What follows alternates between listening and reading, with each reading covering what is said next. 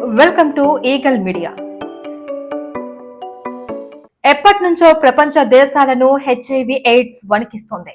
ఈ మహమ్మారి రాకుండా అడ్డుకునేందుకు వ్యాక్సిన్ల కోసం ప్రపంచ దేశాలలో ఎన్నో ఏళ్లుగా పరిశోధనలు జరుగుతూనే ఉన్నాయి.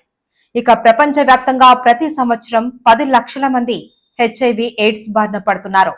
ఇక వేలాది మరణాలు ఎయిడ్స్ కారణంగా సంభవిస్తున్నాయి. ప్రపంచ వ్యాప్తంగా ఉన్న అతి భయంకరమైన వ్యాధుల్లో ఈ హెచ్ఐవి ఒకటి.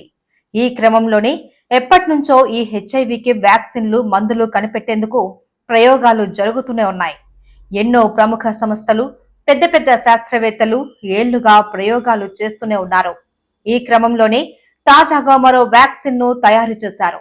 మనుషుల్లో ఉండే రోగ నిరోధక శక్తికి దొరకకుండా హెచ్ఐవి వైరస్ తరచూ మ్యూటేషన్లకు లోనవుతూ ఉండటంతో దానికి సంబంధించిన టీకాలను గాని, మందులను కానీ కనిపెట్టడం శాస్త్రవేత్తలకు కష్టంగా మారింది. అయితే ఇప్పటి వరకు అందుబాటులోకి వచ్చిన 7 వ్యాక్సిన్ డోసులతో ప్రభావం కూడా అంతంత మాత్రంగానే ఉండటంతో మరిన్ని పరిశోధనలు కొనసాగుతూనే ఉన్నాయి.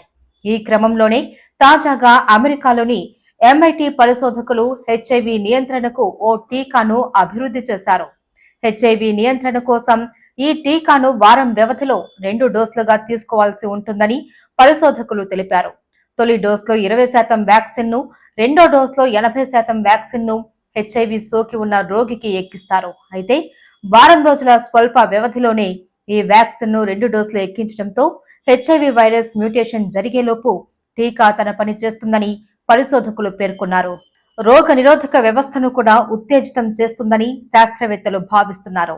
ఈ వ్యాక్సిన్ ను ఎలుకలకు ఎక్కించి ప్రయోగాలు చేయగా సానుకూల ఫలితాలు వచ్చినట్టు పరిశోధకులు వెల్లడించారు.